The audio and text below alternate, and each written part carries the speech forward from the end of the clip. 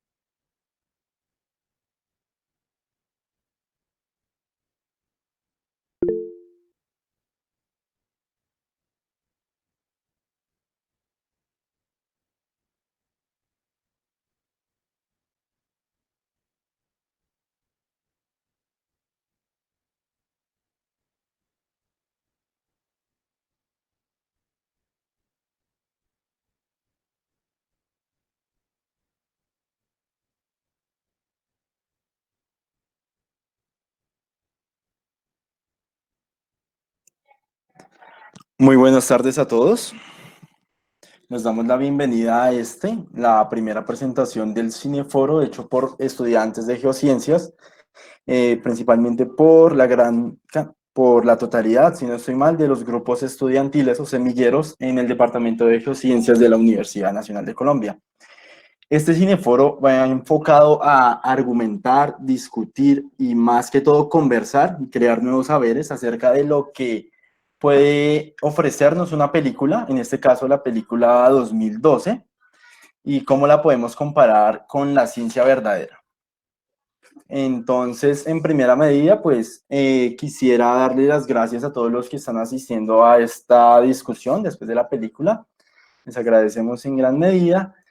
Y entonces nos dispondríamos a generar la discusión o la conversación acerca de la dinámica científica geológica en la que se centró la película.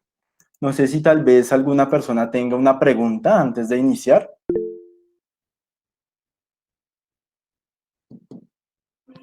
El grupo de Ciencias Planetarias Titán está cordialmente invitado a participar de este foro y después a programar también junto con los demás grupos otro cineforo. Ningún grupo queremos que quede afuera. Entre más grupos participen, mucho mejor, alimentan mucho más esta conversación.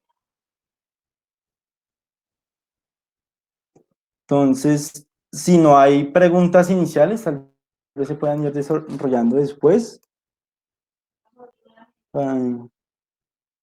Entonces, haríamos primero una presentación de qué se presentó en la película, cómo se fue desarrollando la película, qué temas abordaban, qué problemáticas establecían geológicamente hablando, más que todo.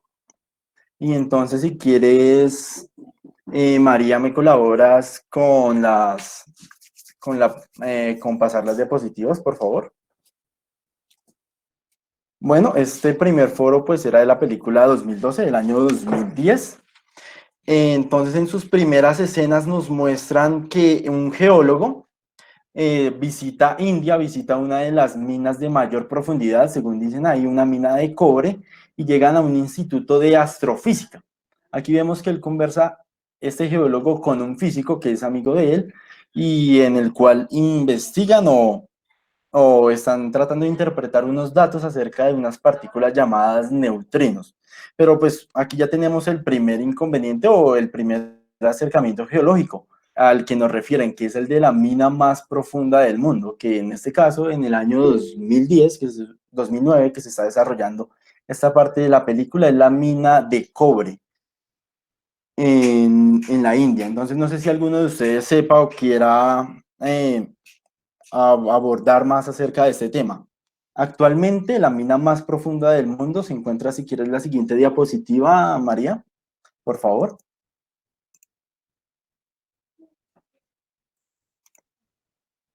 Actualmente, la mina más profunda del mundo es la mina de Poneng, que es una mina de oro ubicada en Sudáfrica, la cual alcanza casi los 4 kilómetros de profundidad.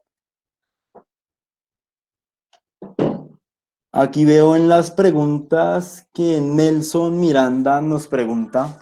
Empecemos hablando de los neutrinos, que fueron los causantes de generar un aumento en la temperatura. Hablemos en la vida real de cómo un cambio del sabor de los neutrinos producidos por el Sol puede generar ese cambio de temperatura en el interior terrestre. Eh, Creo, si no estoy mal, más adelante tenemos una diapositiva de los neutrinos. Si quieres, María, vamos de una vez a ella para ir resolviendo las preguntas. Aquí. Entonces, no sé si alguno, esto es más que todo una conversación, no tanto una exposición, no sé si alguno tenga algún comentario o sepa algo de lo que son los neutrinos.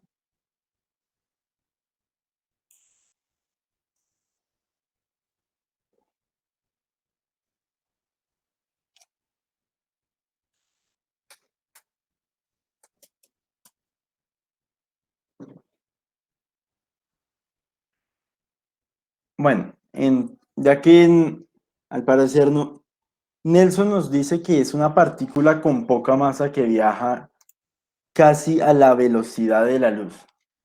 Sí, sin lugar a dudas, si es así, el neutrino es una partícula que fue recientemente descubierta.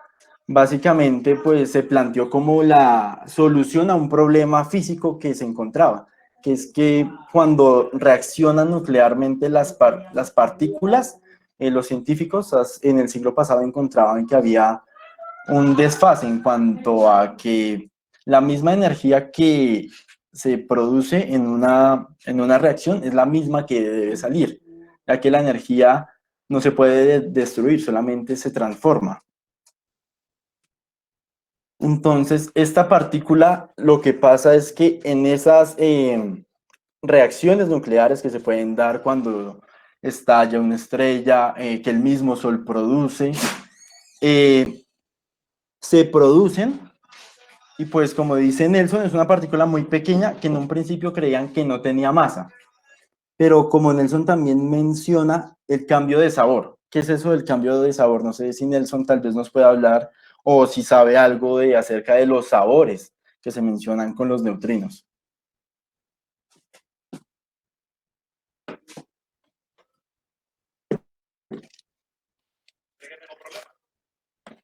Porque básicamente lo que uno puede encontrar, Nelson, dice que es el comportamiento de la partícula. Sí, sí, señores, es más o menos, o se podría asimilar que son como los tipos de neutrinos que pueden haber. Entonces, en ese orden de ideas podemos tener que, o los científicos han descubierto recientemente, que hay tres tipos de neutrinos. ¿Eso cómo lo descubrieron? Se supone que el Sol, en su núcleo, puede crear neutrinos, ya que en el centro del Sol hay reacciones nucleares suficientes para descomponer partículas. Entonces, en uno de los experimentos, porque en principio se planteó el neutrino teóricamente, de que debía existir una partícula muy pequeña que completara ese cambio de energía, entonces se planteó el neutrino, pero hace pocos años, hace 20 años, si no estoy mal, se estableció un experimento aquí en la Tierra para detectar los neutrinos. que los habían planteado teóricamente, pero no los habían detectado experimentalmente. Cuando hicieron ese experimento, vieron que los neutrinos que se producían en el Sol, aquí a la Tierra llegaba solamente aproximadamente un tercio de esos neutrinos. Entonces aquí surge un nuevo problema, porque solamente llegan un tercio, llegan en verdad un tercio. Entonces ahí se dieron cuenta de que habían distintos tipos de neutrinos que se comportaban en ondas distintas. Es por eso que aquí primero detectábamos solamente un tercio de los neutrinos, pero la verdad es que solamente llegaba uno de los tres tipos de neutrinos.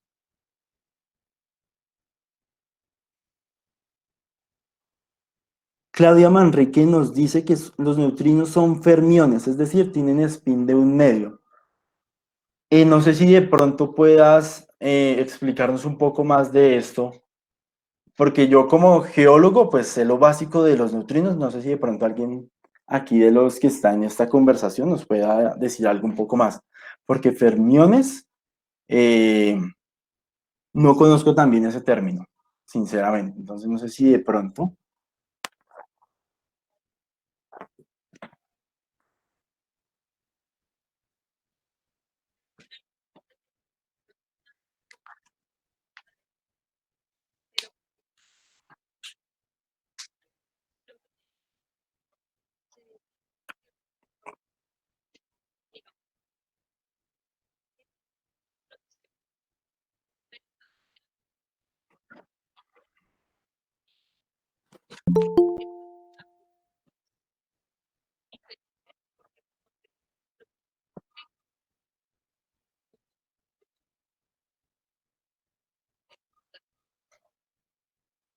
Ok, muy bien, gracias María por tu participación.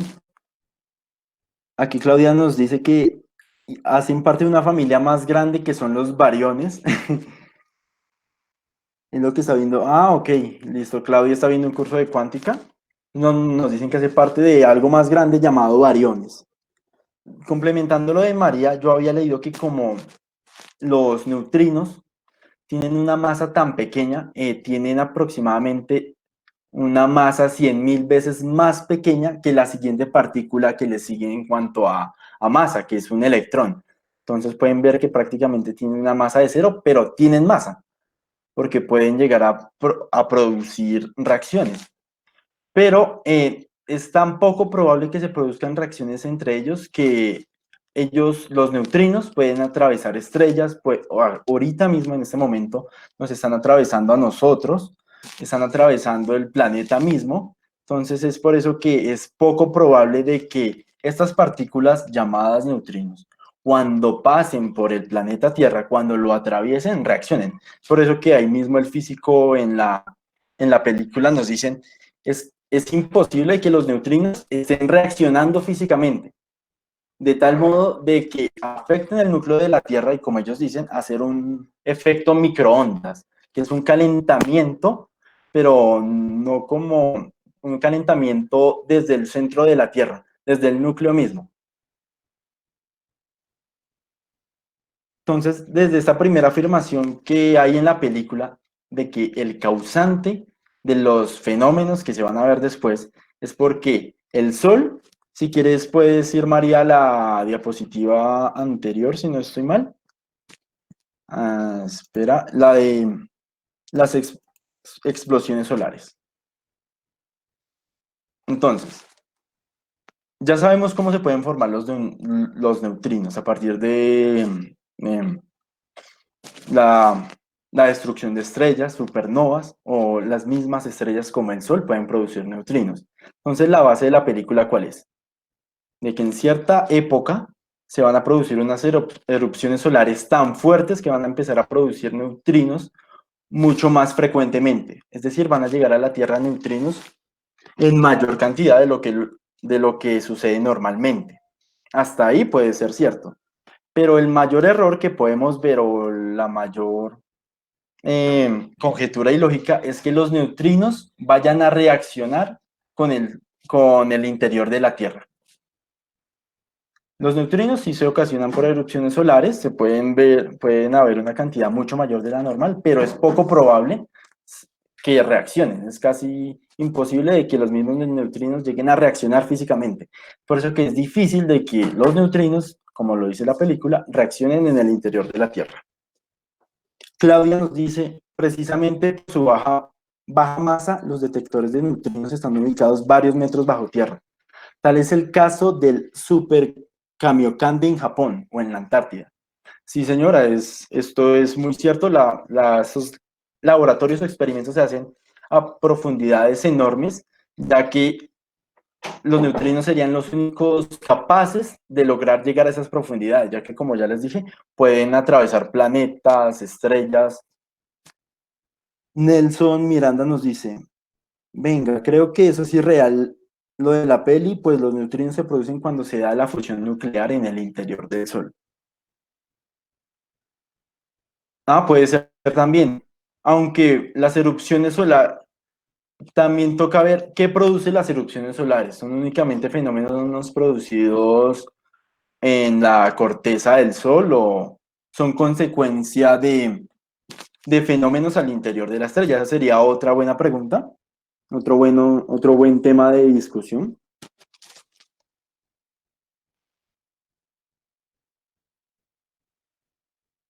Entonces, siguiendo con esto, tenemos el primer hecho científico, que, como dice Nelson Miranda, es muy lógico, es muy irreal, de que los neutrinos se puedan generar por solamente las erupciones solares y de que tras de ese hecho puedan llegar a reaccionar en el interior de la Tierra. Nelson también nos dice, incluso por la desintegración del uranio en torio se dan radiaciones o decaimientos beta. Yo lo usamos los geólogos para determinar la edad de las rocas, pero también hay producción de neutrinos en el interior de la Tierra. Exacto, para producir neutrinos solamente necesitamos gran energía, y pues esa gran energía en el centro de las estrellas, centro de los planetas, las mismas bombas nucleares o reacciones nucleares aquí en la Tierra pueden generar neutrinos, pero digamos que el mayor generador de neutrinos en nuestro sistema solar sería el Sol, nuestra estrella.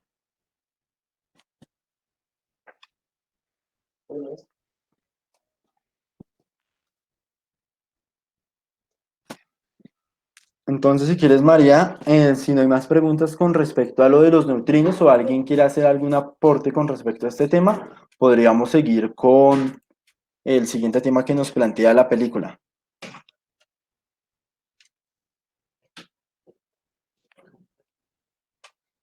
Bueno, aquí, como estamos abordando el por qué, antes de llegar a si es posible cada uno de los fenómenos que produjo este cataclismo, sino al por qué, la primera explicación nos la daban al principio de la película. La segunda explicación nos la daba el personaje loco, por llamarlo de algún modo, que está en el parque Yellowstone, que habla con nuestro protagonista. Él tiene un video muy interactivo, muy divertido, en el cual explica a él, a su modo de ver, por qué es que se están produciendo todos estos fenómenos.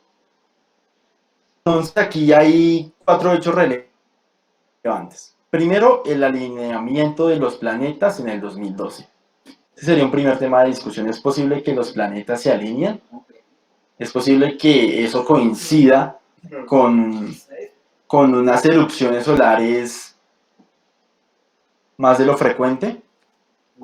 La tercera sería esos neutrinos, como ya lo mencionamos antes y dijimos que sí, seguramente no es posible, es ilógico, reaccionen con el interior de la Tierra y produzcan un efecto microondas dentro de ella. Y la cuarta teoría del científico Charlie Hapgood.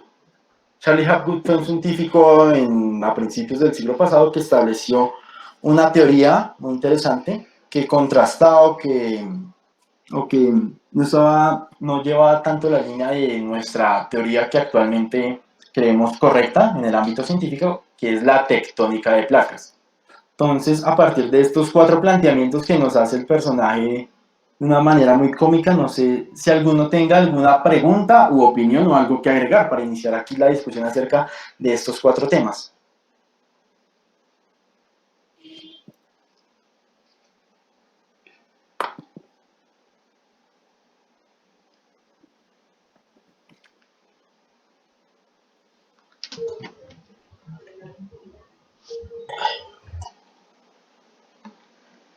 Yo quisiera Bueno, preguntar. a mí me gustaría- Ah, no, dale.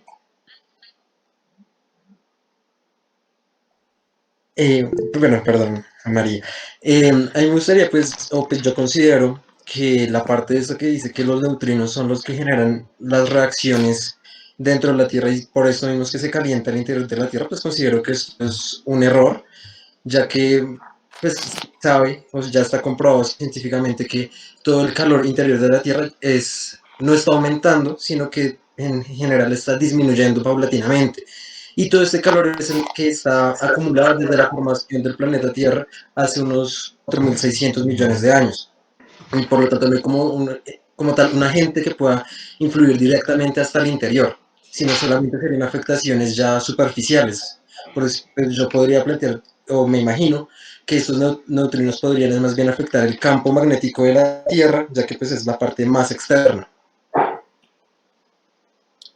Ok, sí, puede ser también, aunque cabe recordar que el generador del campo magnético terrestre se encuentra en el núcleo. Es la dinámica que hay entre el núcleo interno y externo. Y esa también es otra discusión que aquí se plantea el personaje, que es el cambio en los polos magnéticos. Esa también sería otra importante discusión que aquí nos pone a disposición Daniel. Gracias por participar. Dani, aquí en los comentarios escribe Claudia Manrique, pues de hecho los planetas están siempre alineados en un plano que se denomina eclíptica y que corresponden a la formación de un plano formado por tres puntos no colineales que están en el centro del Sol, el centro de la Tierra y un punto cualquiera en la órbita de la Tierra, alrededor del Sol. De hecho, el profe David Tovar lo explica muy bien en las clases de astronomía y escribe también Nelson Aníbal Miranda Ríos, venga, pero aun cuando el interior se está enfriando, por la radiación interna ese grado de enfriamiento es menor a un simple enfriamiento. Bueno, Y entonces, también dice, la sí, radiación también nos calienta un poco.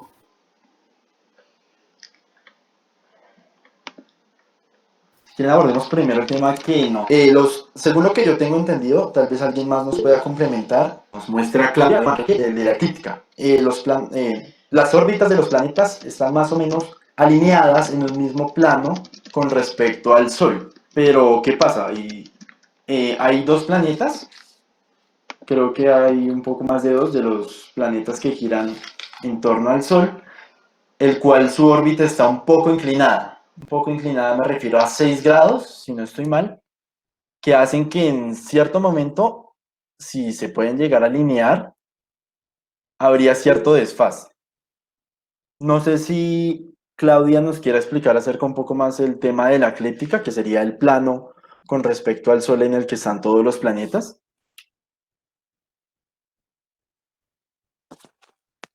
Y el segundo tema que planteaba, ¿me lo puedes repetir, María Fernanda, el de Nelson Aníbal, por favor?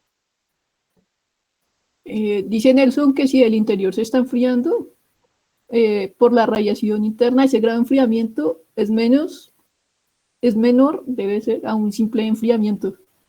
Y que al mismo tiempo la radiación calienta. Es como que hay como una contradicción en ese sentido. Ah, bueno, y aquí ya está escribiendo Claudia que efectivamente Saturno tiene 6 grados y dice que es el plano de referencia es tomado respecto a la Tierra y como bien dices, los demás planetas están un poquito inclinados. Sí, señora, la eclíptica terrestre es el plano en el cual, si no estoy mal, en la clase también de mecánica celeste, si pueden tomar esa electiva, es muy interesante, ahí explican muy bien el tema de la eclíptica, de cómo funcionan los cuerpos celestes y cómo es la dinámica alrededor de ellos, si la pueden ver, una electiva ofrecida en la Universidad Nacional. Ahí el profesor José Portilla explica muy bien esos temas.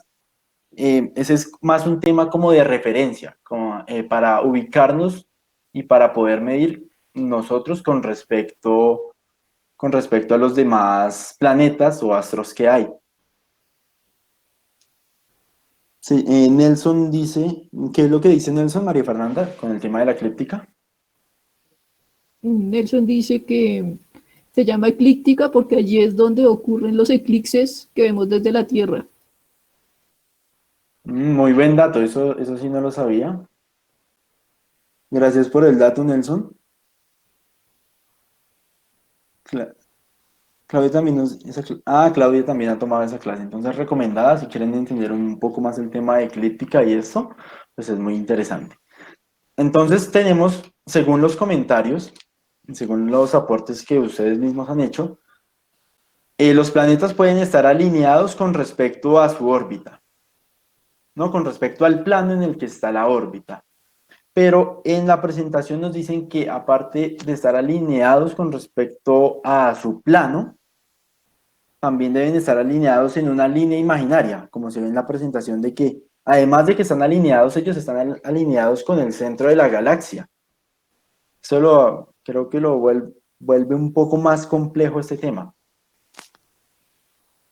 Si desean, María Jimena, voy a compartir un momento mi pantalla para mostrarles y para entender un poco más esto. Es una aplicación muy interesante que hay por internet en el cual nos puede dejar ver un poco mejor este tema de la eclíptica. Entonces voy a compartir pantalla y tal vez puedan generar más opiniones con respecto a esto.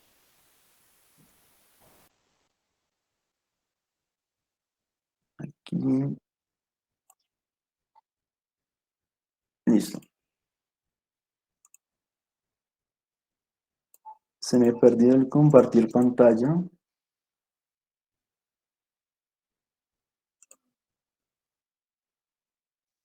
¿En qué sector es que está? Qué pena el de compartir pantalla, no lo encuentro. Se me perdió, no lo encuentro. Sí.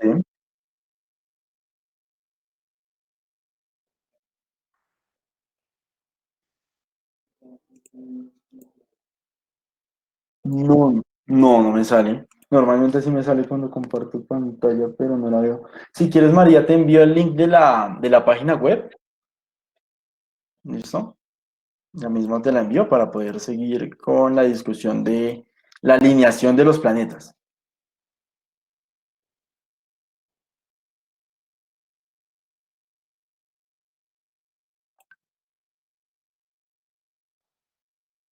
Listo, María, la acabo de enviar ahí. La acabo de enviar para que no la puedas compartir. Entonces, siguiendo, mientras María nos puede compartir esta parte, ¿qué tan probable es que se puedan alinear los planetas en una línea imaginaria? Ya sabemos que pueden estar alineados con respecto al sentido de la órbita, que es alrededor del Sol, pero se pueden cruzar en una línea imaginaria. Si hacemos una línea imaginaria por todo el sistema solar, los planetas pueden estar en esa misma línea a la vez.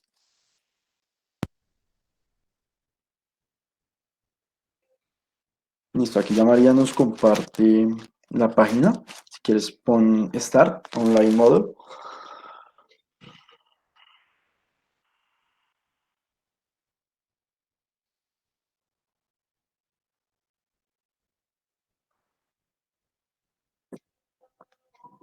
Súper recomendada esta página web. Ahí les muestra características de la estructura de los planetas, distancias a escala. Esto está cargando. Entonces, aparte de ver si es posible de que los planetas se alineen, es posible de que esto coincida o tenga algo que ver en cuanto a las erupciones solares, porque en sí ese es el principal detonante de la película, ¿no? Las erupciones solares. Entonces, aquí vemos, en este momento vemos la órbita alrededor de los planetas. Si quieres, puedes hacer clic en la pantalla y le puedes hacer clic en Tierra, en el planeta Tierra, porque ahí está un poco exagerado la escala de los planetas, ¿no? Pero ya cuando le hacemos clic en uno de los planetas, por ejemplo Tierra, y quieres visitarlo, ya nos muestra a escala real el tamaño del planeta, la órbita de la Luna, y entonces si quieres ahora sí, aléjalo y empezamos a ver las órbitas de los planetas. Entonces, como nos decía Claudia o como nos decía Nelson, si quieres alejarlo un poco más, hasta que se alcancen a ver las demás órbitas. Vemos que sí, en principio, sí están alineadas en un mismo plano, todas las órbitas de los planetas. Pero ahora lo otro es que si hacemos una línea desde el centro del Sol, es posible de que en algún momento coincidan todos los planetas, se crucen en esa misma línea imaginaria. Según la información que encontré, es muy poco probable de que se alineen. En primera medida, ¿por qué? No sé si alguno de ustedes tenga la idea.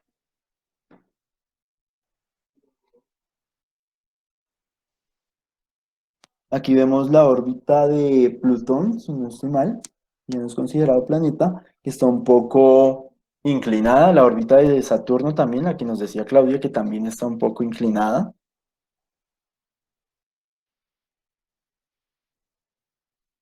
Entonces, según la información encontrada, es muy poco probable de que estén en la misma línea imaginaria todos los planetas a la misma vez. ¿Eso por qué? La órbita de los planetas, como sabemos, difiere de uno en otro.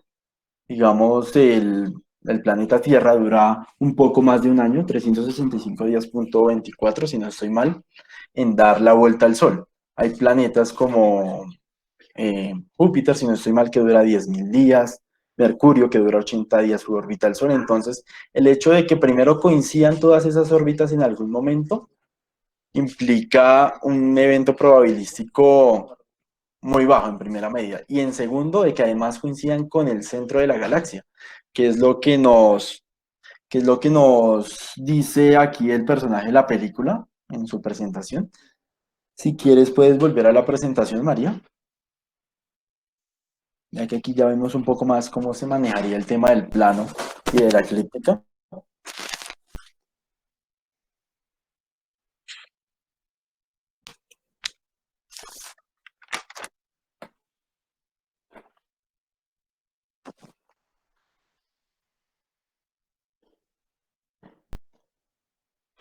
Listo, entonces, si alguno tiene algún comentario que decir acerca de eso, lo puede hacer muy bien en los comentarios o si quiere activa su micrófono. Entonces, mientras tanto, entonces este tema de la alineación planetaria es difícil que se dé. Se puede dar en cuanto al plano de órbita, pero es difícil de que se dé si trazamos la línea imaginaria que aquí nos muestra. El segundo tema, el de los neutrinos. Ya Daniel Solano nos decía que también es muy poco probable, como lo vimos anteriormente, que los neutrinos tengan un efecto en el interior de la Tierra. Y en tercera medida, el tema del movimiento de los polos magnéticos. No sé ustedes qué sepan de los polos magnéticos. ¿Alguno sepa qué es esto de los polos magnéticos?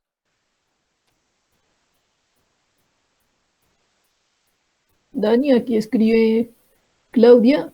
Ese es tal vez el argumento más loco de la película, porque el plano de la órbita de los planetas alrededor del Sol es perpendicular al brazo de Orión, que es el brazo en el que estamos en la Vía Láctea a 25.000 años luz de distancia.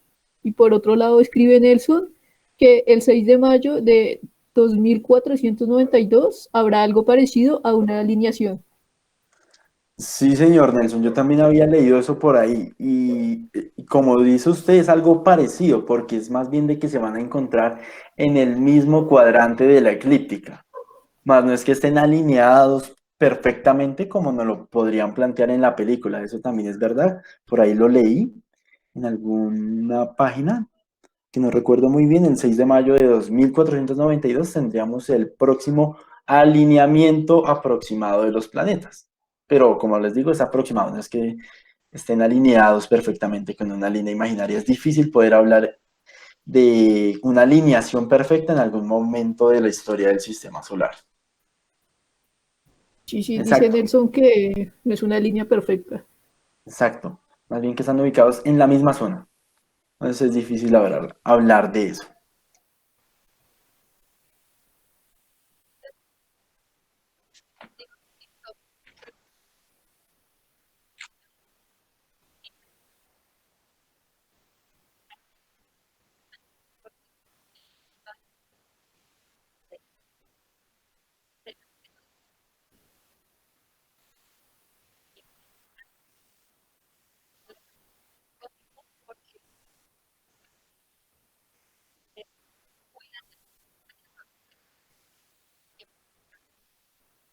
Exacto, sí, fue muy gracioso también esa parte.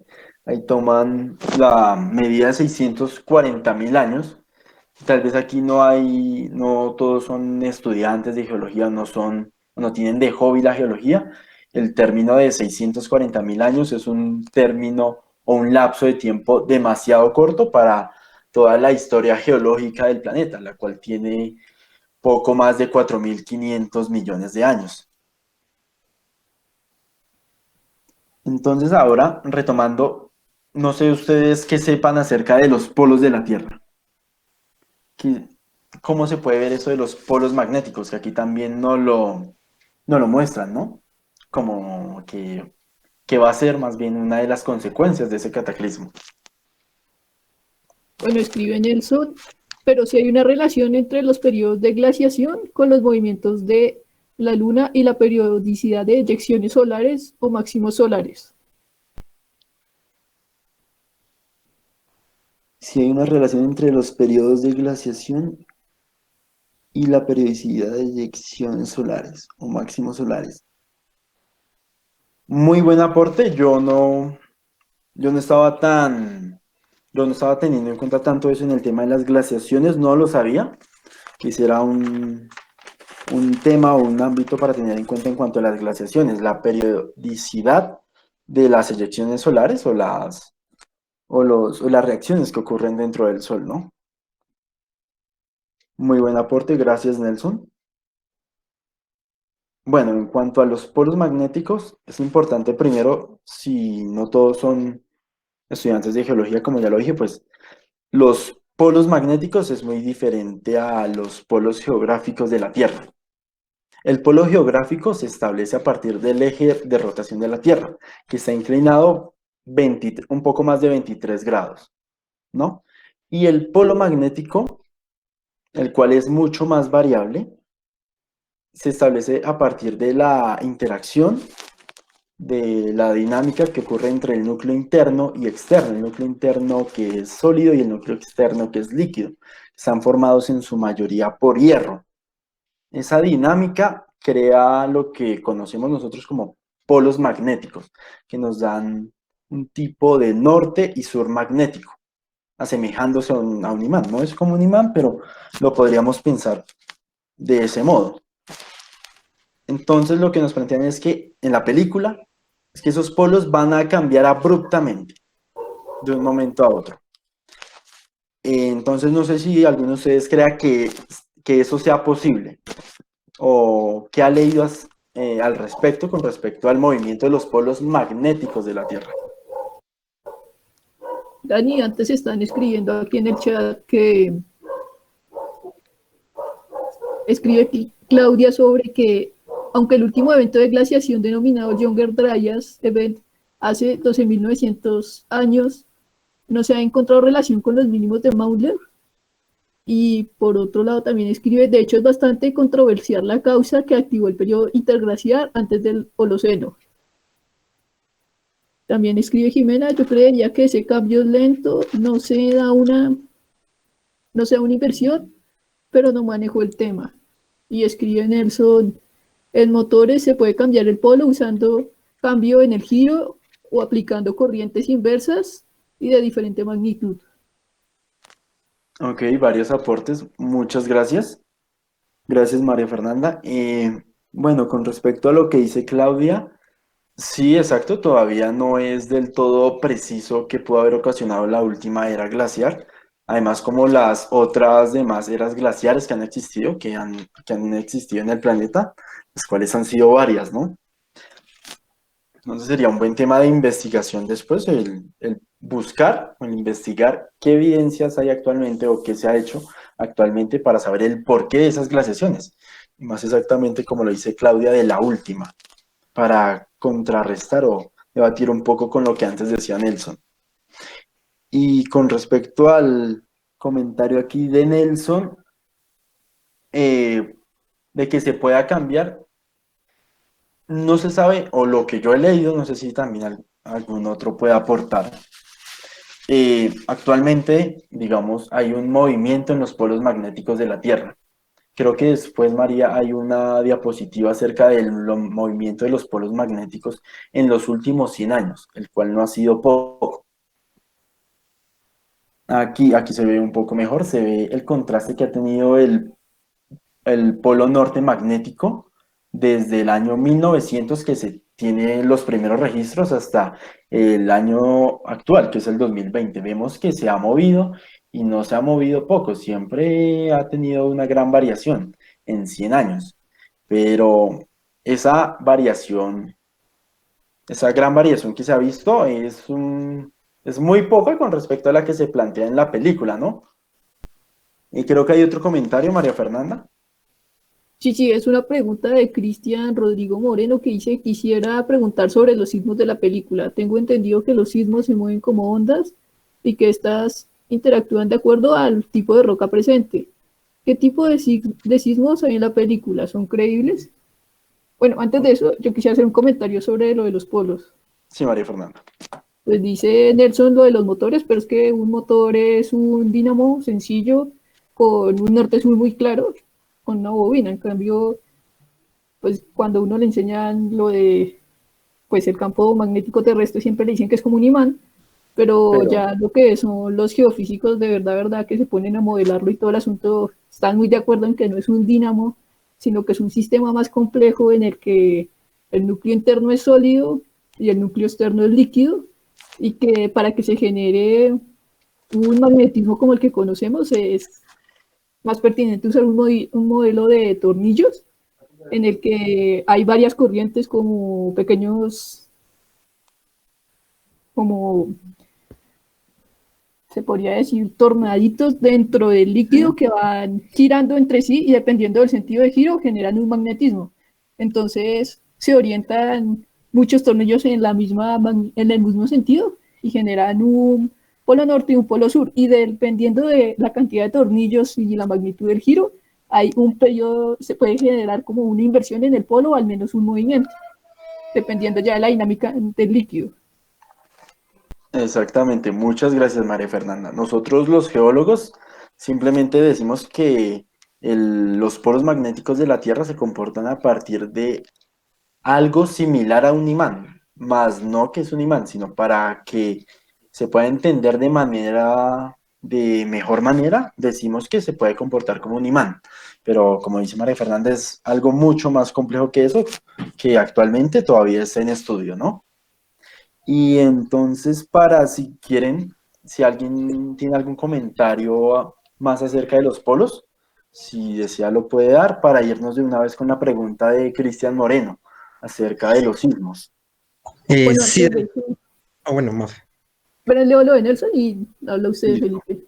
Dice Nelson, ampliando un poquito, el símil de las corrientes son las celdas de convección. Tal vez ante cambios en una celda existan cambios en los polos magnéticos y no deben ser tan fuertes esas variaciones. Listo, haga Daniel. Sí, pues yo quería agregar que en cuanto a lo de la inversión de los polos magnéticos, como dijo María Fernanda, pues ya es bien sabido por la comunidad de geofísicos que, o bueno, se estima que este campo magnético se da por la fricción entre el núcleo externo, que es líquido, y el núcleo interno, más que en los flujos que están internamente dentro del núcleo externo. Pero aparte de esto, quiero agregar que ya se conoce que son periódicos, entonces no es, de cierta forma, no es tan descabellado como lo que plantea la película, al decir como que hay una inversión magnética, pero lo raro sí es más bien como que sea tan repentinamente, ya que pues estos cambios no son tan de un momento a otro, pues ya en el contexto geológico, todos los cambios tienen una duración en el tiempo muy larga. Y aparte de eso, pues constantemente este campo está cambiando, como lo dijo Daniel Quijano, y lo presenta ahí esa imagen, el campo, el eje magnético varía todos los años, como lo muestra la imagen de la presentación. Muchas gracias, Daniel. Complementando a esto, en la película, digamos, si nos basamos en la película, nos mencionan que el efecto microondas va ocasionando un aumento en las temperaturas al interior de la Tierra, haciendo que todo el interior de la Tierra, y nos lo mencionan, creo que literalmente se vuelva líquido. literalmente nos mencionan eso. Entonces también vemos que el hecho de que todo el interior terrestre sea líquido y no exista la diferenciación que actualmente se conoce, cambia totalmente el concepto que tenemos de generación de campos magnéticos. Así que ahí ya entraríamos en un nuevo planteamiento ilógico de la película. Si desean, podemos ir a la pregunta, o si alguien más tiene algo que agregar con respecto a los polos magnéticos. Entonces vemos que es algo descabellado decir que se puedan cambiar tan abruptamente. Y ya el tema de la generación del campo magnético cambia si nos basamos en el argumento de la película, que es un incremento exponencial de la temperatura al interior del planeta. Entonces, si deseas, María, vamos unas diapositivas más adelante donde abordamos el tema de los sismos. Creo que aquí, muy bien. Creo que aquí, esta imagen es directamente de la película, nos muestran que se forma una gran grieta en San Francisco, si no estoy mal, y así es como inicia, ¿no? Como un pequeño sismo que alcanza a abrir la Tierra. Si quieres puedes seguir a la siguiente. Llegando a, como lo mencionan en la película, un terremoto de 10.9 grados. Suponemos que en la escala de Richter.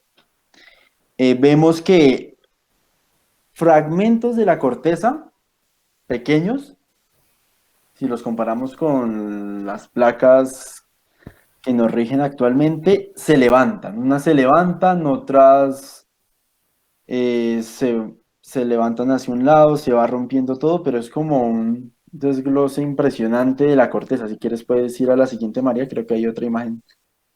No, listo. Entonces con esa. Entonces abordando la pregunta de Cristian Moreno, dice, quisiera preguntar sobre los sismos. Tengo entendido que los sismos se mueven como ondas y que ésta interactúa de acuerdo al tipo de roca presente. ¿Qué tipos de sismos hay en la película? ¿Son creíbles? No sé si alguno quiera agregar algo para responder a Cristian o directamente aquí con la información que tengo la respondo. Si alguien quiera hacer otra pregunta para agregar a lo de los sismos. Ani, antes de eso escribe Claudia, yo tengo una pregunta al respecto. ¿No se supone que la escala de Richter es útil solamente para el sur de California? Ok, muy buena pregunta, Claudia. Entonces, primero hay que tener en cuenta que para medir un sismo hay distintos tipos de escalas, ya sea si las vamos a abordar por la magnitud o por la intensidad. La intensidad, ¿a qué se refiere más exactamente? A cómo se percibe en la superficie. Esa intensidad puede variar de acuerdo al sitio en el que nos encontremos. Ahora ya el tema de la magnitud. En cuanto a la escala Richter, hay una escala en cuanto a los daños, no sé si alguno tenga presente el nombre, no me acuerdo muy bien del nombre de esa escala, y otra con Marconi, que es de acuerdo a los daños, y la otra que es de acuerdo a la magnitud del sismo, a la energía liberada del sismo, que es la escala de Richter. La escala de Richter va a funcionar para cualquier punto en el planeta, para poder medir la energía liberada por el sismo. Y abordando ya la pregunta de Cristian Moreno, de que si tengo entendido de que los sismos se mueven como ondas y estas interactúan de acuerdo al tipo de roca presente. Bueno, primero, los sismos, por si alguno no lo sabe o no lo tiene claro, aquí no todos creo que son estudiantes de geología o tengan algún acercamiento a la geología, los sismos se producen al interior de la Tierra, en un hipocentro, como consecuencia de la interacción de las placas tectónicas de la Tierra. Si quieres a la siguiente diapositiva, María. A la siguiente hay una de placas tectónicas para mostrar. No, entonces a la anterior y nos devuelvo. A la anterior, por favor. A la anterior, ahí. Siguiente. La siguiente es esa. Qué pena, María. Listo. Entonces, ¿qué pasa? Según la teoría actual de la tectónica de placas, la corteza terrestre se divide en una serie de placas y estas se van moviendo de acuerdo a las dinámicas que hay en el manto, al interior de la Tierra. Entonces, exactamente, esa era la diapositiva. Entonces, la corteza está fragmentada en una serie de placas. La interacción de esas placas como vemos en la parte de abajo de la diapositiva, se puede dar de tres maneras. Por medio de un fenómeno de subducción o por medio de límites convergentes o divergentes. En el caso de que sean convergentes, significa que dos placas van a chocar. Y ese choque se va a o podrá ser diferenciado por la característica de cada placa. Si es una placa continental, va a ser mucho más densa que la placa oceánica, que es lo que se ve en la esquina inferior izquierda del diagrama de tectónica de placas. Por tanto, una se va a ir debajo de la otra. Ese es un límite convergente. Otro tipo de límite convergente es el que se da en los Himalayas, en el cual dos placas de corteza continental con características mecánicas similares chocan. Ninguna de las dos se va a ir para abajo o para arriba de la otra, sino que va a empezar un acrecionamiento entre ambas. Otro tipo de límite es el divergente que vemos en medio de los océanos, por ejemplo, el océano Atlántico, que es entre la placa de Sudamérica y la placa africana, el cual vamos a tener creación de corteza. Y otro límite de placa, que es el que tenemos en San Francisco, que es donde se dio el primer terremoto de la película, el cual una placa se traslada al lado de la otra. No es tanto un límite convergente o divergente en el que choca o nace corteza, sino que se va deslizando una con otra.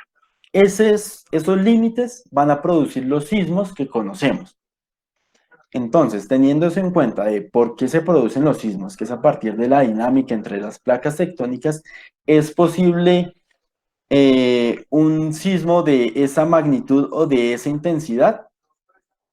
Pues actualmente, en lo que se tiene en cuenta el registro sísmico actual, el sismo más fuerte que se ha dado en el planeta registrado es el que se dio en Chile en 1960. Si quieres puedes avanzar en las diapositivas, María.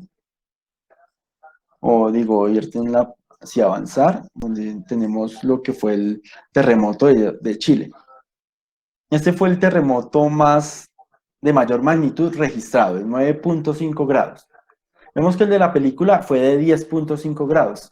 Y el de Chile, el mayor registrado, no se sabe que haya ocurrido otro de mayor magnitud en la historia reciente de la Tierra, fue de 10.5. ¿Qué pasa con la escala de Richter? La escala de Richter está se mide de manera exponencial. ¿Eso qué quiere decir? Que en este caso, el sismo de 10.5 de la película es aproximadamente 30 veces más grande que el terremoto de Chile de 9.5. Al ser exponencial, eso quiere decir que el terremoto de 10.5 grados es 900 veces más fuerte que un sismo de 8.5 grados. Entonces ahí primero entender cómo se maneja la escala de Richter, que avanzar de un grado a otro significa un aumento enorme. Como en la pregunta de Cristian, ¿se puede dar? No sé si alguno de ustedes quiera responder ya con lo mencionado. ¿Creen posible que se pueda dar para responder la pregunta de Cristian?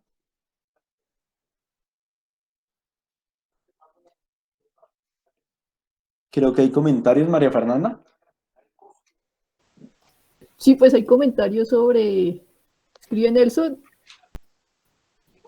sobre ya lo que sería como la generación de tsunamis. Ok, sí, sería ¿Quiere abordado. de una vez o mejor después? No, si deseas de una vez, la vamos teniendo en cuenta para irla abordando. Listo, entonces escribe Nelson. Si me pregunto algo bastante complejo, sismos de 10.9 en la escala de Richter, tan generalizados en todo el planeta, deberían generar zonas de anulación y zonas de magnificación de la onda, de tal manera que se generarán zonas con grandes tsunamis y zonas donde no existirían estos tsunamis acorde a los hipocentros. ¿Cómo sabríamos dónde estarían esos lugares? Y después escribe, pues en la película determinaron una ola y otra ola no la habían ni visto. Y escribe más adelante Juan Palacio que si acaso no es logarítmica la escala de Richter. Sí, señor, la escala, sí, creo que lo dije. La escala de Richter es logarítmica. La otra escala en cuanto a en cuanto a la intensidad de los sismos no es logarítmica, es más bien lineal. Esta sí es logarítmica, es por eso que decimos que, digamos, comparándolo con el sismo de mayor magnitud registrado, que es 9.5, sería 30 veces más de menor magnitud, 30 veces más débil que el de 10.5 que nos plantean en la película.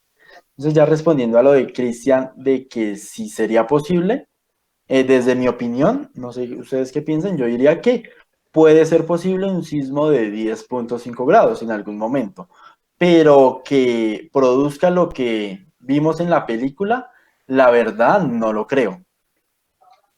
Digamos, aquí en las imágenes del terremoto de Chile vemos que se abrió una grieta por las vías, como lo veíamos en el primer sismo de la película, se puede dar, pero ya hablar de que pedazos de corteza, como lo vemos acá en estas imágenes, se eleven por encima del tamaño de 3 edificios, de que los trenes subterráneos salgan, yo creo que es muy difícil. Tal vez uno de escala de 10.5, yo desde mi opinión sí lo creo posible en algún punto, puede ser posible, pero que produzca lo que vimos en la película, definitivamente yo diría que sería muy difícil, yo lo veo imposible. No sé si eso responde a la pregunta de Cristian. Dani, ¿puedo decir algo ahí también? Sí, claro, María Fernanda. Pues también hay que tener en cuenta que la escala de Richter tiende a ser como poco clara en los valores más altos, entonces sería muy fácil una distorsión en cualquier punto algo de la escala, y a nivel teórico han calculado y sería posible hasta un terremoto escala 12, aunque pues de entrada no es recomendable medir terremotos de alta intensidad pues con alta magnitud a partir de creo que 7 con la escala de Richter. Sí, Y como alguien ya había escrito, efectivamente está calculada para el sur de California porque pues los institutos estadounidenses midieron en la zona de San Andrés, hicieron todos sus estudios, publicaron eso y pues a nivel global lo hizo todo el mundo fue copiar, especialmente los medios, y por eso todo lo reportan en Richter, aunque en realidad la que todo el mundo recomienda y la gente seria usa es la de magnitud del momento. Y otra cosa a tener en cuenta es que si un terremoto de escala 10, digamos escala Richter o escala de magnitud del momento en lo que es la costa sur occidental de Estados Unidos, no sería para nada catastrófico porque ellos tienen la norma sismo resistente más exigente del mundo después de Japón. Entonces, si alguien podría salir bien libre a un terremoto de esa magnitud, serían ellos. muchas gracias, María Fernanda. Muy buen complemento, muy cierto lo que dices. Eh, Ahora, si quieren, lo abordamos este tema más con el tema que planteó Nelson, si no estoy mal, con el tema de los tsunamis. ¿Cómo era la pregunta que hacía él, María Fernanda? Que si un terremoto de tal intensidad no generaría zonas de anulación y zonas de magnificación de la onda. Entonces que habría zonas de grandes tsunamis y zonas donde no existirían según la distribución de los hipocentros. ¿Y cómo sabríamos dónde estarían esos lugares? Ok, muy buena pregunta. Aquí acordándome de lo que también Cristian preguntaba acerca de las ondas de un sismo. Entonces, para ir abordando el tema de los tsunamis. Entonces, la liberación de energía producida por las placas tectónicas, que produce fracturamiento en las placas, generando los sismos, esto genera unas ondas, ¿no? Hay dos tipos de ondas, las ondas superficiales y las ondas internas. Las ondas internas, alguien tal vez me pueda corregir o me pueda complementar, eh, se, se transportan de manera muy distinta. Unas sí se pueden mover a través de material líquido, otras a través de material sólido. Ahí ya nos estaríamos refiriendo al núcleo externo de la Tierra, que es sólido, y así llegan a la superficie terrestre. En la superficie terrestre ya vemos que actúan las otras ondas, que son las ondas superficiales, que serían las que generan mayor daño y son las que toca tener más en cuenta en cuanto al riesgo que se pueda generar por un sismo. No sé si hay alguien acá que sepa un poco de ondas acerca para abordar el tema de la anulación de ondas. Yo diría que seguramente se podría dar el tema de la anulación de las ondas. Y en cuanto al tema de los tsunamis, es si no estoy mal, digamos, el tema del terremoto, del sismo en Valdivia, en Chile en 1960, produjo olas hasta de 10 metros de altitud. Este tsunami que nos mencionan acá en la película y que menciona Nelson, que habían uno que habían detectado y otro que no, ese dicen que tiene más de 1500 metros de altitud, así que el sismo que lo haya generado en la película debió haber sido claramente de una escala mucho mayor a una escala 10, ¿no? Creo que hay comentarios, María Fernanda. Mm, que Claudia se nos une el próximo domingo.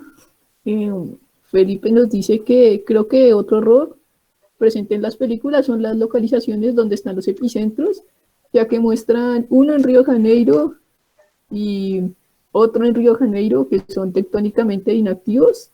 Y Jimena nos dice que son las ondas Lowe y Rayleigh. Pues ella nos habla de las ondas superficiales, que son las que generan la mayoría de daños en un terremoto. Pues las ondas Lowe son las que generan un levantamiento y hundimiento de la superficie conforme se van propagando, entonces tienen una forma cíclica en la vertical y se propagan en la horizontal. Y las Rayleigh son unas ondas con una forma un poco más compleja, que hay un desplazamiento lateral de las capas perpendicular al desplazamiento, que esas serían las que generarían la mayoría de los daños. Entonces, en Gracias, ese sentido que nos mostraban como que de la nada la calle se levantaba, eso podría ser viable en un terremoto, o sea, no de la magnitud que ellos lo muestran, pero sería posible.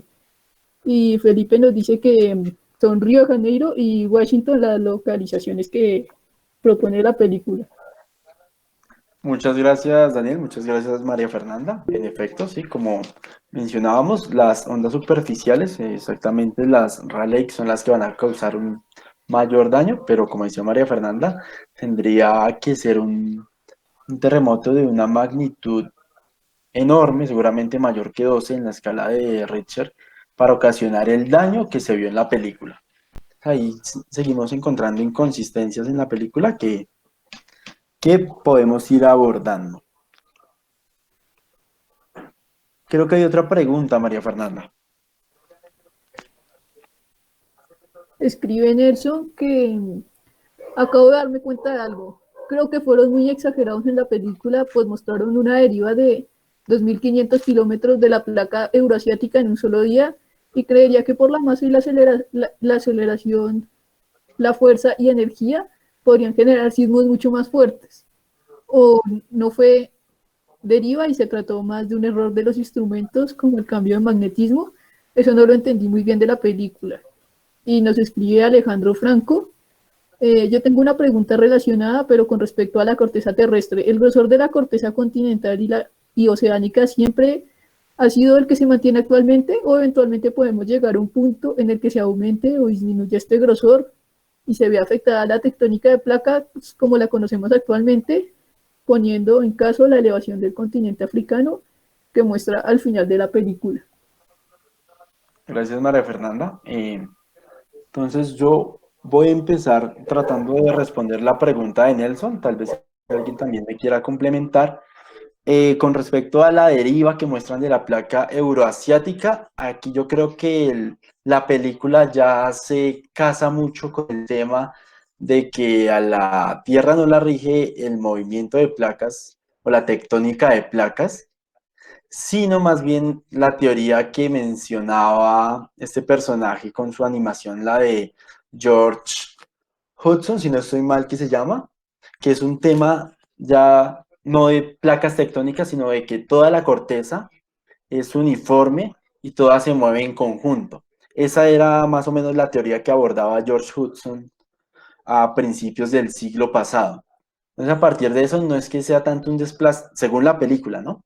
No es tanto un desplazamiento de 2.500 kilómetros de la placa euroasiática, sino que toda la superficie terrestre, toda la corteza, no sé cómo, pero según la película, sí se movió 2.500 kilómetros, algo para nada para nada similar a la tectónica de placas, ya que aquí totalmente se ignora la tectónica de placas, se estaría diciendo que no existe la tectónica de placas, sino que más bien es verdadera o se puede demostrar la teoría abordada por George Hudson a principios del siglo pasado, que es de que toda la corteza es uniforme de cierto modo, de tal forma de que toda se puede mover o desplazar a la vez.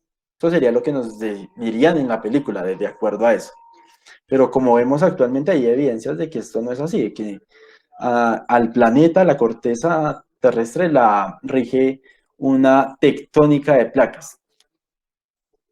Entonces diría que no es más, respondiendo a la pregunta de Nelson, es más bien que se casan con la otra idea, con la otra teoría de que está muy, muy separada de la tectónica de placas. No sé si alguien quiere Daniel, abordar. Sí, María Fernanda. pero si, bueno, digamos que en el mundo imaginario en el que pasa eso, si se desplaza a 2.500 kilómetros, no se hubieran dado cuenta porque deberían de haber llegado más rápido porque como todo se movió, mientras ellos estaban en el aire, la Tierra se movía en el otro sentido y pues sería como una suma de vectores en la que se anulan las distancias y si no, no sería tan buen viaje. Es decir, que prácticamente no hubieran viajado nada, y más bien la que Pues viajó fue la Tierra. si hubieran viajado, pero si hubieran dado cuenta antes de estar en las narices de la montaña, porque si hubieran dado cuenta que el tiempo no les cuadra.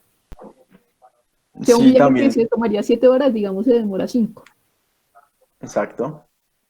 Aunque eso también se puede ver de que ellos creían de que estaban en medio del océano Pacífico, y creían que iban a aterrizar en medio del océano Pacífico, que todavía estaban lejos de China.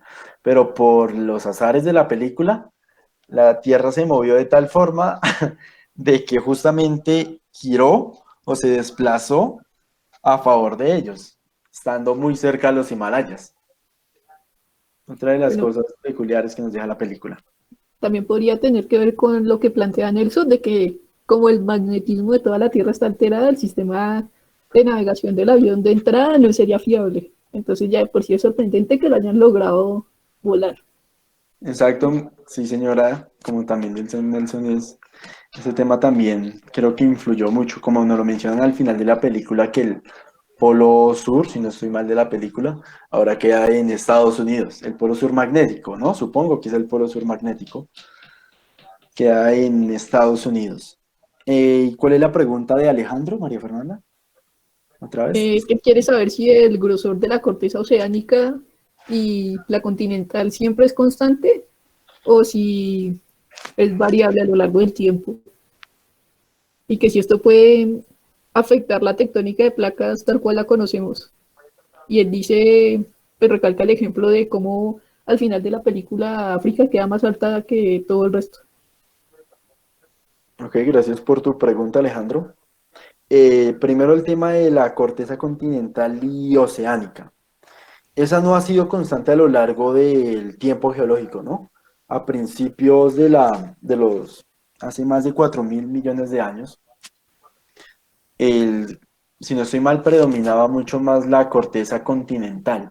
Y eso se ha ido cambiando, ya que no siempre ha existido la tectónica de placas en la Tierra, o se tiene evidencia de eso, de que no siempre la Tierra estuvo dominada por la tectónica de placas, sino que de un tiempo acá, si no estoy mal, hace casi 3.000 millones de años, alguno me puede corregir, se empezó a dar una primera dinámica parecida a la tectónica de placas. Y no fue sino hasta cerca al Cámbrico donde se empezó a dar un régimen similar o muy parecido a la tectónica de placas que vemos actualmente, hoy en día. Así que no se ha mantenido constante la corteza continental y oceánica en el tiempo. No sé si alguien quiera agregar o... Les escribo aquí a Jimena, en cuanto a su distribución espacial, tampoco es igual, ¿no? Digamos, el Himalaya es formado por colisión de placa continente y continente, así como hay mucha capa continental allí en comparación con una capa normalita. Exactamente, no sé si alguno tenga el dato de aproximadamente cuál es el promedio del grosor de la corteza continental y de la corteza oceánica. Si no estoy mal, el grosor de la corteza oceánica está entre 8 y 10 kilómetros desde la superficie, y el de la corteza continental está casi en algunos puntos hasta de 30 kilómetros desde la superficie. Medidas que... Sí, María.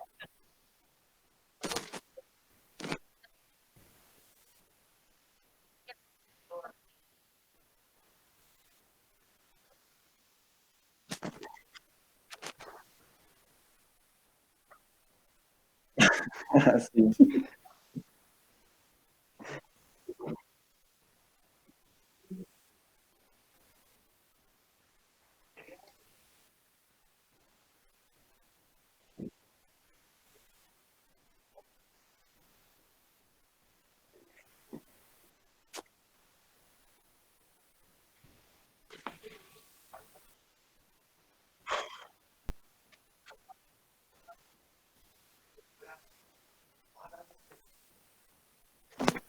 Gracias, María. Sí, exactamente. El hecho de que se pueda fracturar por algún sismo la superficie terrestre no significa de que tenga alguna conexión directa con el manto, que es de donde proviene la lava, ¿no? Que es el caso que ocurre con los volcanes, que tienen una conexión con cámaras magmáticas que están conectadas con el manto terrestre, ¿no?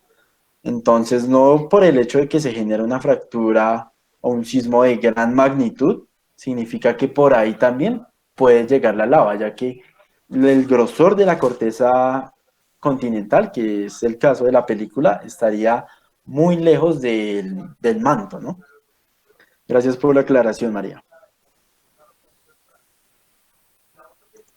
Entonces, ¿hay alguna otra pregunta o comentario acerca del tema de los sismos y de los tsunamis para abordar? Dani, yo quería agregar algo respecto a lo del grosor de las capas y la montaña altísima que se generó en África. Y pues, bueno, pues como pues ustedes ya dijeron, pues el grosor se tiene como un promedio, pero pues también varía dependiendo de las zonas montañosas, ¿no? Como decía, creo que era María o María Fernanda, Sí, María. pues en el Everest va a estar, el tamaño, el grosor de la corteza va a ser muy diferente, digamos, al grosor de la corteza continental que tenemos aquí en Sudamérica, hacia el costado de Brasil.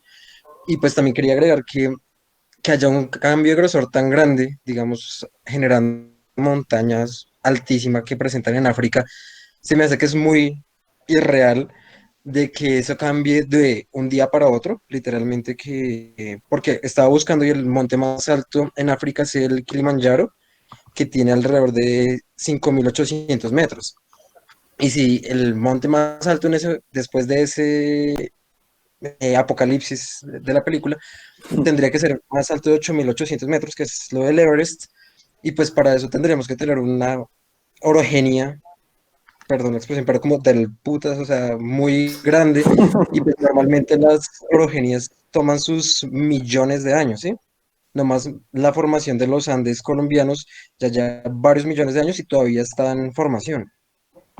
Gracias, Daniel. Sí, exactamente. Ahí ya nos estamos metiendo a que las montañas las generan algún otro proceso muy distinto al que conocemos en la vida real, que es como el que menciona Daniel, digamos el ejemplo de la formación de los Andes, que es por la zona de subducción entre las dos placas aquí adyacentes. Aquí ya sería otro mecanismo que genera montañas, o no necesariamente montañas, sino que genera un engrosamiento en la corteza, que no se especifica en la película, pero es otro que no va para nada concordante a lo que vemos en la vida real, ¿no?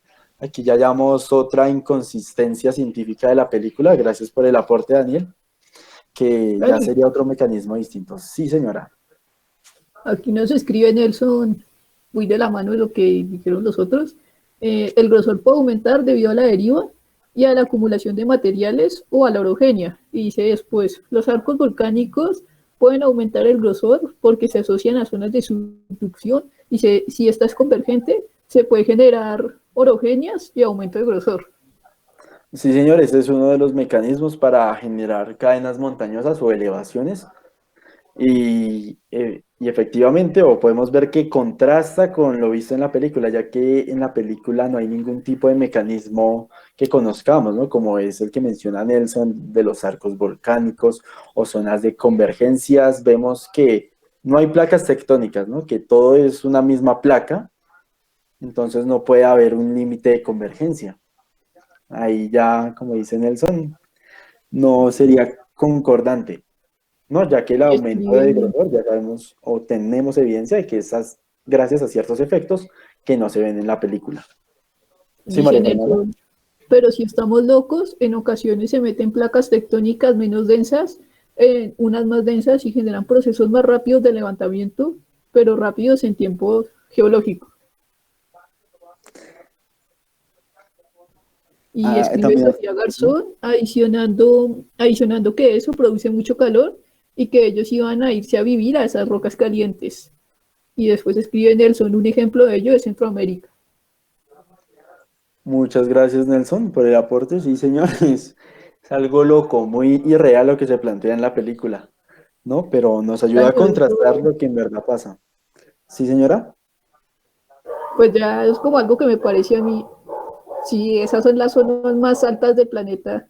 Y pues asumiendo que los Himalaya quedaron en parte emergidos y esos tienen nieve, pues la parte sur de África también habría nieve, porque si están a 2000 metros de altura, 3000 o lo que haya quedado sobre el agua, ya estando a una latitud de 30 grados, sería muy factible que el clima fuera frío y poco próspero para la agricultura o cualquier civilización humana. Ya por sí en frente a Ciudad del Cabo las montañas de fondo tienen nieve, entonces si aparte de eso se elevó más, creo que vivir ahí sería imposible.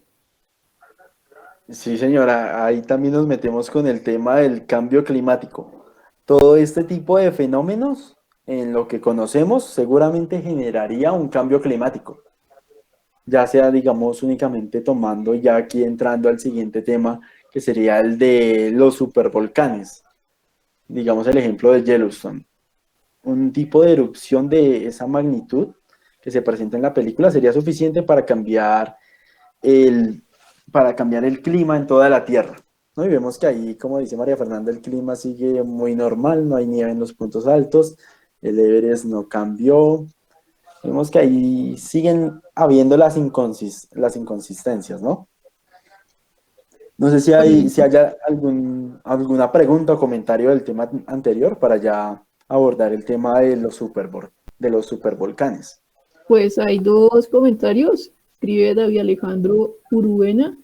Claramente todo lo que sucede en la película es irreal, ya que se está hablando de un cambio que nosotros no nos imaginamos y parte de una causa que no es posible, que es la modificación del núcleo por partículas externas. Omitiendo eso, y en el caso de que sí existiera la energía para modificar las condiciones del interior de la Tierra, sí se podría dar lo que pasó en la película. Y escribe Nelson, ahora en términos astronómicos, las montañas más altas no deberían estar cerca del ecuador terrestre. Ok, entonces primero respondiendo, no sé si alguien tenga algún comentario, quiera responder a la pregunta de David Alejandro. ¿Sí se podría dar lo que pasó en la película si ignoramos, digamos, su argumento principal, que es el de un cambio en el interior de la Tierra gracias a los neutrones, a los neutrinos? No sé si alguno quiera responder la pregunta o quiera dar algún comentario acerca de la pregunta. ¿Sí se podría dar todo esto que pasó en la película de alguna manera?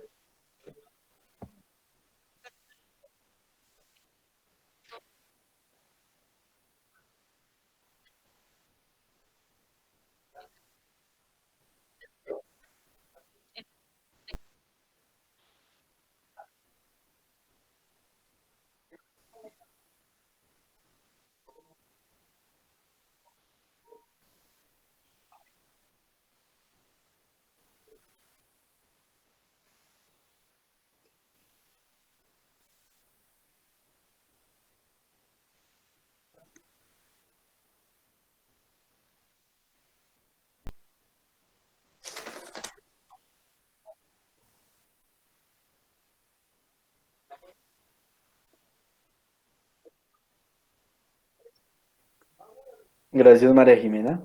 Yo también estoy de acuerdo con lo que dice María Jimena. Algunos de esos sucesos sí se podrían dar, pero no con tan mala suerte como dice la película, que todos al tiempo. Tal vez el de la explosión o detonación de este supervolcán Yellowstone, sí, los científicos creen que en algún momento se pueda dar se pueda dar la explosión de este volcán. Tal vez se pueda dar. Eso ocasionaría un cambio en el clima enorme, el cual no se ve en la película, pero se podría dar. El tema de los sismos, yo creo que se puede dar de gran magnitud, pero no como lo muestran en la película. Sí, grandes sismos mayores a 10 grados en la escala de Richter, pero no con esas consecuencias. Y tsunamis de esa magnitud tampoco creo que sean posibles. Tal vez sí grandes tsunamis, pero que a lo mucho nos muestren 15 metros de olas de altitud, no las 1500, no los 1500 metros de altura que nos mostraban.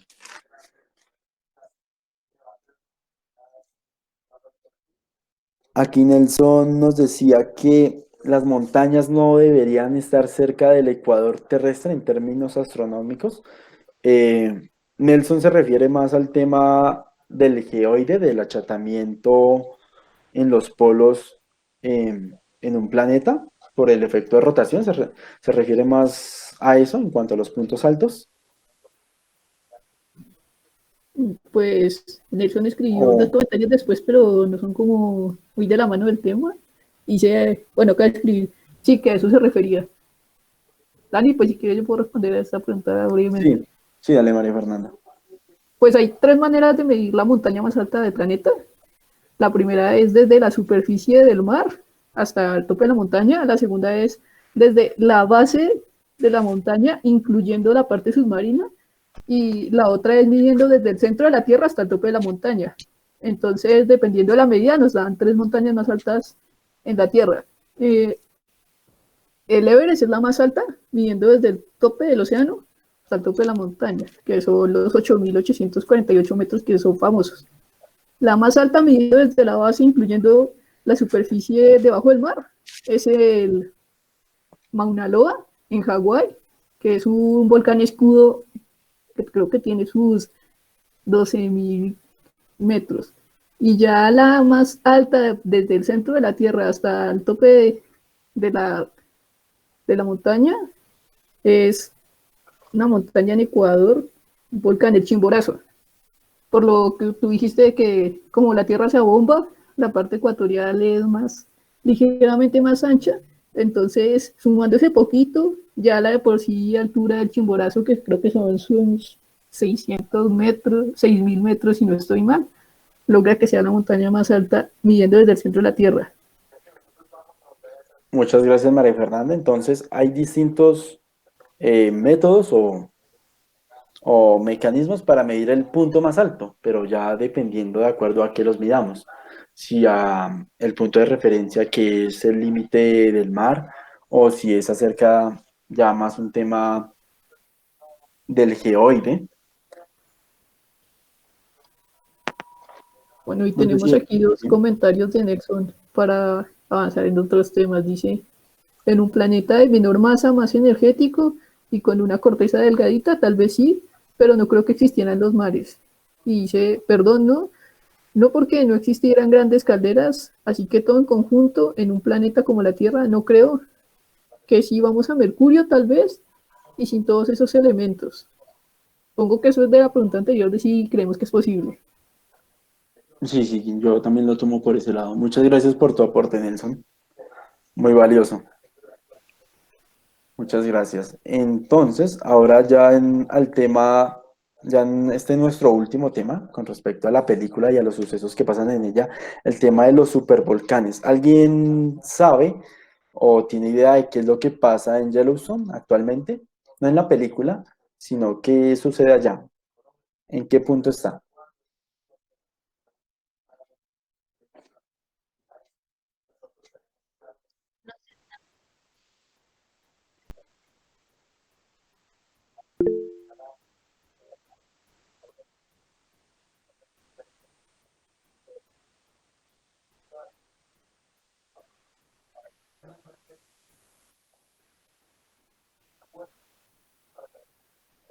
Sí, sí, señora.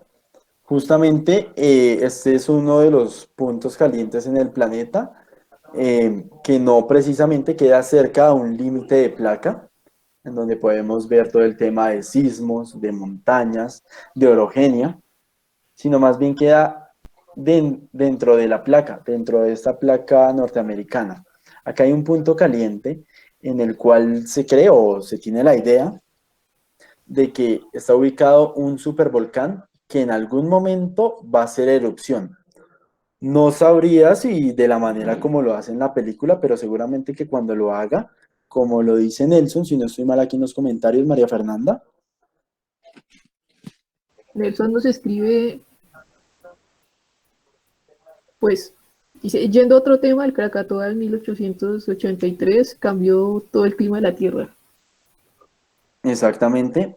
El Krakatoa cuando hizo erupción, la mayor erupción que se cree que tuvo en la historia reciente de la Tierra fue en 1883. Alcanzó a cambiar el clima durante unos años, ¿no?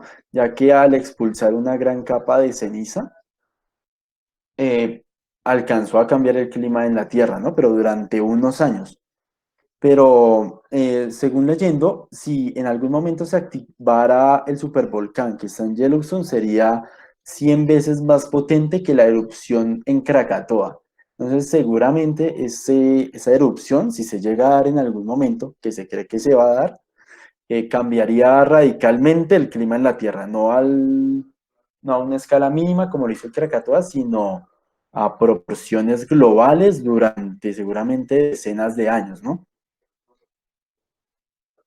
Aquí vemos algunas imágenes de lo que fue en la película esa erupción del volcán. Vemos que todo el parque es un gran cráter, ¿no? Y que de un momento a otro hizo explosión, ¿no? Que en algún momento la columna de humo fue detrás del avión de nuestros protagonistas, ¿no? Es difícil imaginarse cómo ocurriría en verdad esa explosión, ¿no? Un tema a tocar aquí en el del tema de Yellowstone, en un punto de la película, eh, uno de los científicos dice que ha medido las temperaturas en otros lugares del planeta y en Yellowstone y dice que la temperatura a 12.000 metros bajo tierra es de 2.700 grados centígrados, ¿no? Si quieres vamos a la siguiente diapositiva, María. Pero mientras tanto comenta Nelson, no me asusten con Yellowstone, mejor hablemos del volcán Cerro Machín en Colombia. Dice Jimena, Cerro Machín da más miedo. Y Nelson responde, podríamos hacer esa película autóctona si habláramos de... Salen muy buenas ideas de aquí, ¿no? Deberíamos llevar esas ideas a cine y televisión. Muy buenas ideas, el Cerro Machín. Pero sí, el Cerro Machín aquí en Colombia se supone que también es un volcán. Los que tal vez hayan tenido la oportunidad de visitarlo y los que no, pues ojalá vayan en algún momento. Se puede ver que tiene cierta actividad térmica. Entonces, recomendado, visiten el Cerro Machín. No se ve como un volcán que uno se imaginaría, como los que muestran en la televisión, no películas, pero sí es un tipo de volcán que tiene cierta actividad, ¿no? Entonces ahora, ¿qué pasa en esta diapositiva, lo que nos muestran? En la película nos dicen la temperatura a 12.000 metros de profundidad era de 2.700 grados, ¿no? Teniendo en cuenta que no solo se refieren a Yellowstone, sino a varios puntos, y lo mencionan en Canadá, en Argentina, en la India. Aquí al lado vemos un cuadro de la proyección que hay de temperatura al interior de la Tierra, ¿no? Separando manto, núcleo externo, núcleo interno. Si llevamos eso a los 2.700 grados, tendríamos que, no más en la corteza terrestre, porque están mencionando 12 kilómetros de profundidad, tendríamos la temperatura que se da entre el manto y el núcleo externo. Entonces, como primera medida, me parece que es otro de los fallos de la película, algo irreal. 2.700 grados es una temperatura muy alta para que se dé en la corteza. Y no solamente nos mencionan a Yellowstone, sino a otros puntos. Me parece que ese es un punto que es algo sacado de la realidad. Y que si se diera, pues literalmente sería de que el piso es lava, ¿no? No sé si hayan más preguntas con respecto a esto, María Fernanda, en el chat. O si hay No, alguna otra pregunta en general con respecto a la película. no han escrito más.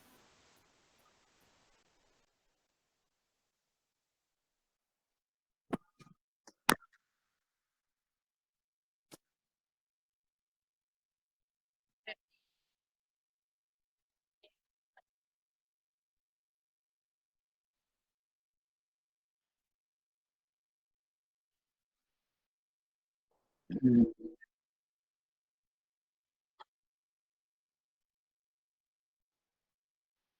y ahora sí.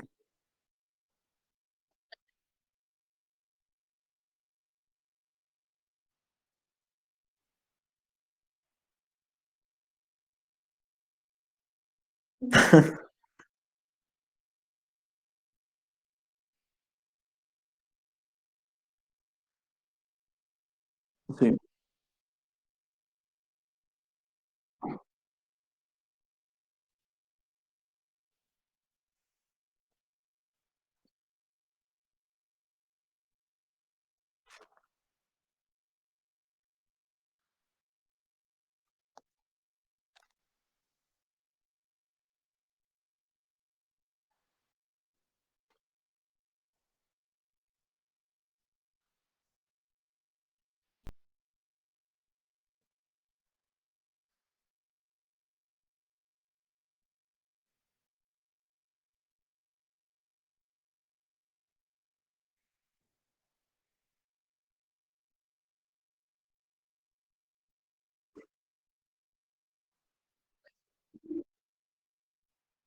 Concuerdo con María Jimena, el modo en el que se desplaza esta columna es algo sacado de contexto, como ella lo dice, a lo que podría ocurrir si en verdad hiciera erupción este volcán, ¿no? La verdad es que no se desplaza así estas columnas de humo y el flujo que se da también es algo irreal. Se desplaza, o sea, creo que a escala real, digamos, de que si en algún punto hiciera erupción este volcán, avanzaría mucho más rápido esa columna de humo, creería yo. No tan lento como se muestra ahí que hasta una camioneta maltrecha puede escapar de él, ¿no? Entonces, si quieren, avancemos a la siguiente diapositiva, ya para Casi ir. otro comentario de Sí, María rapidez. Fernanda. Aquí escribe Nelson, aquí también habría que asociar el tipo de lavas. Sí, señor, se podría. Sí, María Jimena.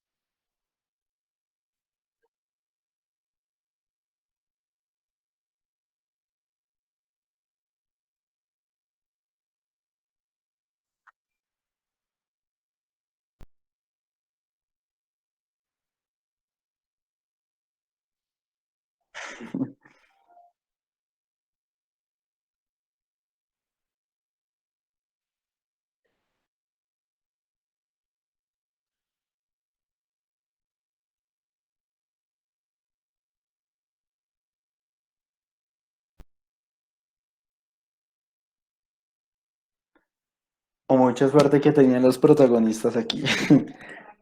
Entonces vemos que aquí también hay otro tema fuera de lógica con respecto a las erupciones de los volcanes o de un supervolcán. Sí se puede dar la erupción de un supervolcán, seguramente se puede dar en un futuro, seguramente lejano, pero no de la forma en la que se plantea la película.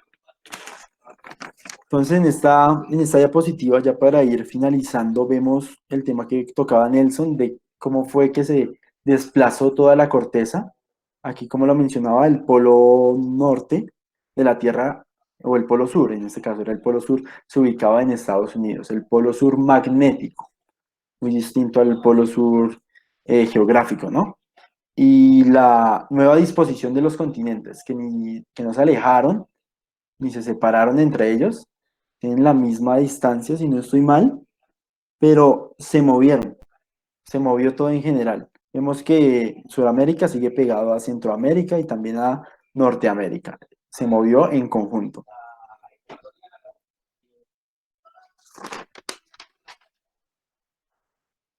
La siguiente diapositiva, María Jimena, no sé si haya alguna pregunta en general ya para ir terminando y agradeciéndole a ustedes su participación. Aquí vemos algunas de las ondas que se proponían para los distintos tsunamis que que se produjeron en la película, ¿no? Vemos que hubo una cantidad de sismos de gran magnitud que produjo estos super tsunamis. Si quieres avanza a la siguiente y ya finalizando la disposición final del punto más alto que ya tocábamos antes, que ahora está en África y que el Himalaya, que antes era el punto más alto con respecto al nivel del mar, ahora es simplemente una llanura, ¿no? No sé si hay alguna pregunta o algún otro comentario o aporte de parte de los que están aquí en esta reunión y si no, les quería dar las gracias de parte de todos los grupos estudiantiles del Departamento de Geociencias de la Universidad Nacional por su asistencia y esperamos que podamos hacer estos espacios más frecuentemente y con otro tipo de películas. No duden en recomendarnos o en hacer preguntas acerca de películas que crean que tengan algún sentido geológico. Seguramente responderemos esas preguntas y haremos estos mismos espacios con otro tipo de películas. Muchas gracias a todos por asistir. Tania, aquí nos están dando las gracias nuestro público y les damos gracias a ellos. Y mando aquí en el chat un formulario de Google porque queremos hacer un ranking con las películas más exactas a nivel geocientífico y las menos exactas. Entonces les agradeceríamos si las llenan, por favor. Y así al final de esta temporada de películas vamos a hacer un ranking. Sí, señora. Entonces, por favor, aquí les dejamos el link. María Fernanda lo acabó de poner en el chat de conversación para que por favor llenen la encuesta. Y nada más, muchísimas gracias por asistir y nos estaremos viendo seguramente el otro fin de semana con alguna otra película. Si tienen alguna otra película que quieran hacer o discutir, por favor nos la comentan. Y muchas gracias a todos por su asistencia. Nos veremos en una próxima ocasión. Dani.